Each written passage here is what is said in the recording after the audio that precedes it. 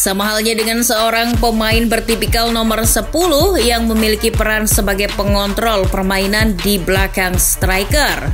Libero juga merupakan posisi yang tak kalah penting pada masanya. Libero pernah menjadi salah satu peran vital dalam keberhasilan tim-tim top dalam menggapai keberhasilan. Namun, nama libero kini sudah jarang terdengar dalam dunia sepak bola. Istilah libero kini mungkin lebih dikenal pada olahraga bola voli.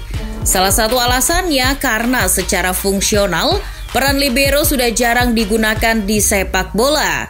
Lantas, apa sebenarnya libero itu? Berikut kisah kejayaan libero dan bagaimana mereka memainkan perannya di lapangan.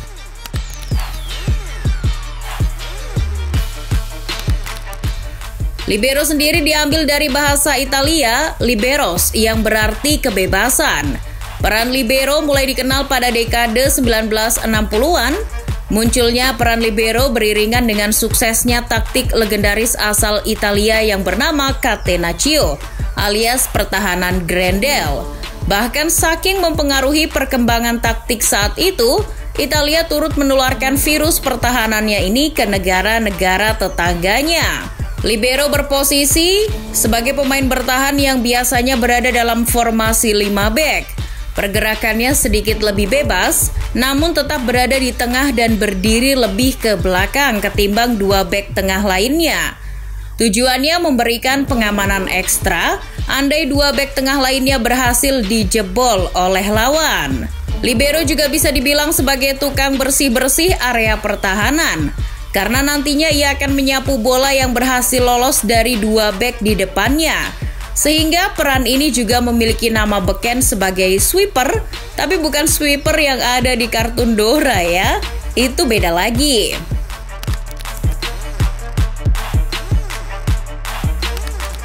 Libero biasanya punya 2 gaya bermain. Yang pertama adalah ia bisa memotong aliran umpan lawan dan bisa menutup ruang di depan penjaga gawang. Selain itu, saat tim sedang menyerang, seorang libero diberikan kebebasan untuk naik ke area tengah demi membantu tim untuk membangun serangan balik. Libero seperti yang diperkenalkan Franz Beckenbauer dan Franco Baresi memperlihatkan bahwa seorang libero harus memiliki skill-skill tertentu untuk menunjang perannya di lapangan. Seorang libero harus mempunyai visi misi bermain yang jelas, skill menggiring bola yang baik, serta mempunyai kemampuan mencetak gol dari jarak jauh. Kemampuan seperti itu akan sangat berguna ketika tim memperoleh peluang untuk melakukan serangan balik. Libero juga dikenal sebagai playmaker yang bermain di area bertahan. Jadi selain menggiring bola guna menjauhkan bola dari lawan, libero juga dituntut pandai membagi bola kepada rekan-rekan di depannya. Libero tidak selamanya menggunakan format 5 back.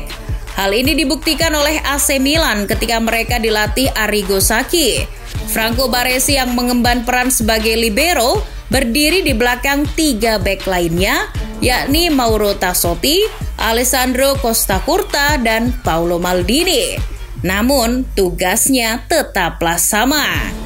Semakin berkembangnya sepak bola di era modern, para pemain macam libero sudah tidak ada lagi. Bukan berarti seorang libero adalah pemain yang jelek, tapi pola permainan seorang libero murni, tak mencerminkan sepak bola yang lebih fleksibel di era sekarang.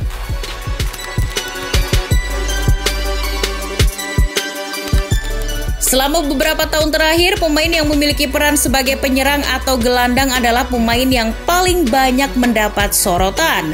Baik itu karena kemampuan mencetak gol atau memberikan umpan-umpan ciamik yang mampu membelah pertahanan lawan. Mereka jadi pemain yang sangat dicintai. Jadi tak heran apabila striker atau gelandang lebih mudah untuk memenangkan penghargaan individu seperti Player of the Year atau Ballon d'Or. Namun untuk posisi pemain bertahan, di era keemasannya seorang libero pernah menjadi primadona di perebutan gelar individu.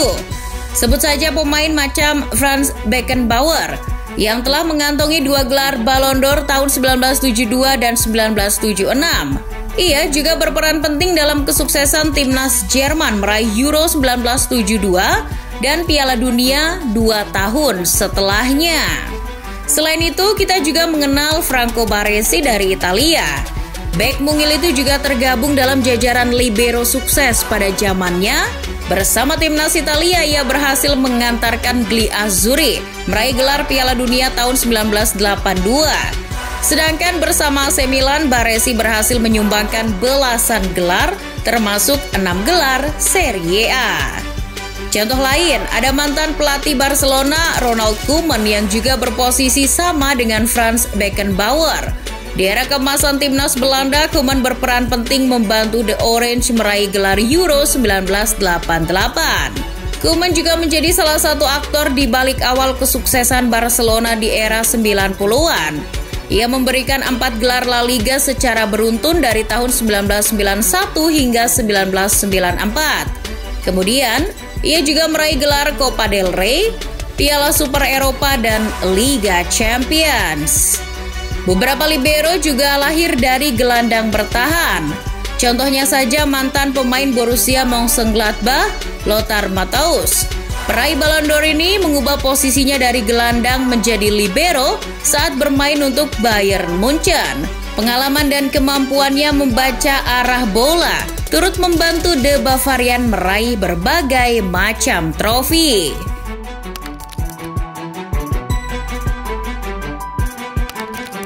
Saat ini peran libero murni sudah menghilang. Salah satu alasannya karena bek tengah di sepak bola modern dituntut untuk pandai memegang bola dan memberi umpan.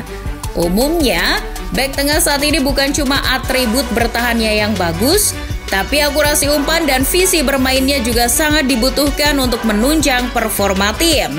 Misalnya saja Harry Maguire di Manchester United.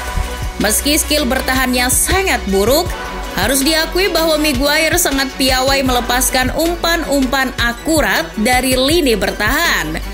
Beberapa kali umpannya mampu membelah lini tengah lawan dan menyasar pemain-pemain depan setan merah yang berdiri bebas.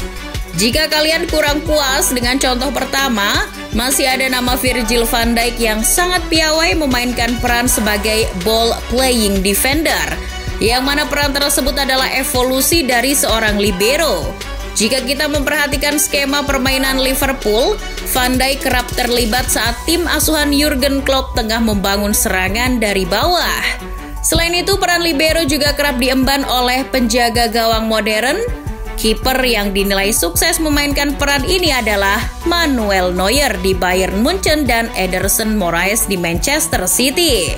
Keduanya kerap keluar dari area kotak kecil untuk menghalau bola atau sekedar memberikan opsi umpan guna meloloskan diri dari high pressing lawan. Libero di sepak bola modern telah terlupakan. Dengan intensitas pertandingan yang kian meningkat, bek sudah tidak lagi fokus untuk menjaga satu pemain. Dengan permainan yang kian cepat, tim pelatih lebih suka membuat skema jebakan offside ketimbang menaruh satu pemain tambahan di belakang garis pertahanan.